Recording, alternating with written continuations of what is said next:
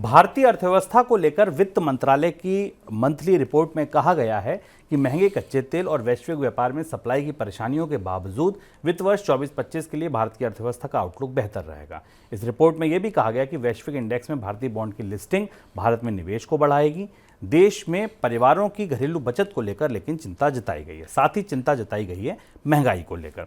Sir, महंगाई को लेकर क्या चिंताएं दिख रही हैं? और रेड सी के मोर्चे पर जिस पर सरकार अब तक ये कहती आई है कि नहीं कोई बहुत खास चिंता वाली बात नहीं, वहां भी अब कुछ ना कुछ चिंता दिख रही है, ऐसा क्यों? देखिए, चुनाव के करीब आते आते सरकार की वित्तीय समीक्षा के रुख के अंदर से वो वास्तविक चिंताएं ध्वनित होकर पंक्तियों के मध्य से बिटवीन द लाइन उभर कर आने लगी है, जिन पर हम लगातार चर्चा करते रहे। इससे पहले तक, चुनाव के करीब जाने तक, सरकार की तरफ से सब कुछ ठीक है, काफ़ी सारी चीज़ें नियंत्रण में है, ये बात कही जा रही थी। दो महत्वपूर्ण बिंदु सरकार ने अपनी समीक्षा में माने और तीसरा बिंदु बचत का, जिस पर हम आगे आएंगे।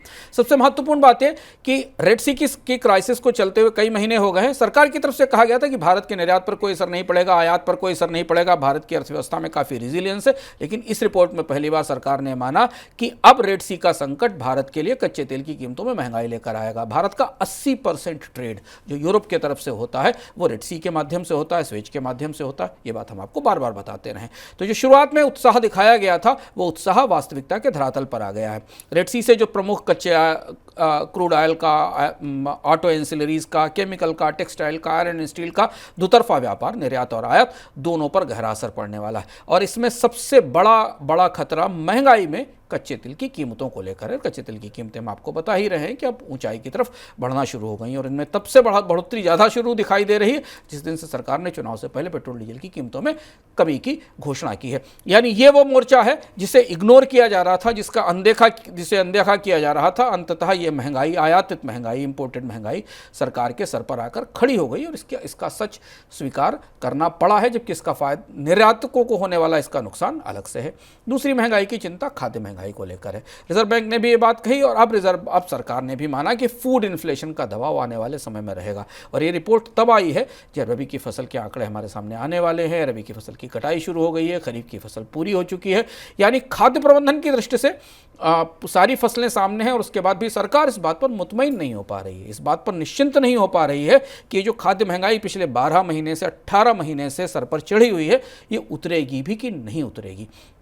इसी बीच ये भी माना जा रहा है, उस रिपोर्ट में इस तरह के भी संकेत हैं कि ग्लोबल वार्मिंग के कारण, अंतर्राष्ट्रीय स्तर पर खाद्य उत्पादन में गड़बड़ियों के कारण खाद्य महंगाई और ज़्यादा लंबे समय तक रह सकती है। ये बात हम आपको अपने कार्यक्रम में बता भी चुके हैं कि अगले साल दुनिया के अनाज उत्पादन में ग्लोबल वार्मिंग के असर के कारण, पर्यावरण के बदलावों के कारण कमी आने की संभावना है। तो ईंधन, आयातित सामान और खाद्य महंगाई, ये 3 ऐसे हिस्से हैं जहां से सरकार के महंगाई के प्रबंधन की व्यवस्था पर चुनौती बनती दिखाई दे रही। बात को थोड़ा दूर तक अगर खींच कर ले जाना चाहें तो ये बात रिजर्व बैंक भी सुन रहा है और इसलिए ब्याज दरों में कमी की संभावनाएं अगर आने वाले समय में बनती भी दिखाई देंगी तो इसके रोशनी में थोड़ा और उनके टलने की उम्मीद है। अगला सवाल पूछने से पहले मैं आपको संदर्भ दूंगा हमारे एक इकोनॉमिकम का। एक इकोनॉमिकम में हमने बात की थी घरेलू बचत को लेकर, उसका टाइटल शायद कुछ ऐसा था, बचना है तो बचाने दीजिए।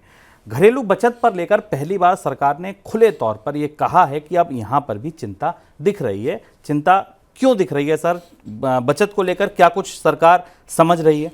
देखिए, विस्तार से उस कार्यक्रम में हमने आपको बताया था और उस समय तात्कालिक तौर पर, उस समय जो हम सरकार के लोगों से चर्चा करते, ज़्यादा पुरानी बात नहीं है, 7-8 महीने पहले की बात है, बजट के आसपास की बात है, पिछले साल पिछले बजट के आसपास की, तब हमने इस पर चर्चा की थी। और उस दौरान सरकार के भीतर अधिकारियों और मंत्रियों से जब बात करते थे तो इस वास्तविकता को स्वीकार करते थे, पर यह कहना था कि नहीं, इतनी बड़ी चुनौती नहीं है। रिजर्व बैंक की रिपोर्ट पिछले साल आई थी और उस रिपोर्ट में रिजर्व बैंक ने कहा था कि भारत में परिवारों की वित्तीय बचत 47 साल के न्यूनतम स्तर पर है, 5.1% जीडीपी का। और यह बेहद खतरनाक और चिंताजनक परिस्थिति। हमने इसका कारण भी आपको बताया था कि अगर इस बचत को आप सरकार के राजकोषीय घाटे की रोशनी में देखें, सरकार इन्हीं बचतों के जरिए तो कर्ज लेती जो बैंकों में रखा है, स्मॉल सेविंग्स में या पीएफ में रखा हुआ है, तो भारत की बचतें सरकार के राजकोषीय घाटे को पूरा करने के लिए भी पर्याप्त नहीं है। ये बात हमने उसको बताई थी और अब सरकार की समीक्षा रिपोर्ट में इसे सबसे बड़ी चुनौती माना गया है। ये और ज़्यादा खतरनाक इसलिए हो जाता है शुभम कि उसी रिपोर्ट में यह बताया गया कि भारत में पहली बार ऐसा हुआ जब लोगों की लायबिलिटीज़, परिवारों की लायबिलिटीज़ फाइनेंशियल सेविंग से ज़्यादा हो गई। जीडीपी की तुलना में लोगों की देनदारियाँ, लायबिलिटीज़ 5.8% हो गई। यानी वो जितना बचा बचा रहे थे उससे कहीं ज़्यादा परिवारों पर जीडीपी के अनुपात में कर्ज था।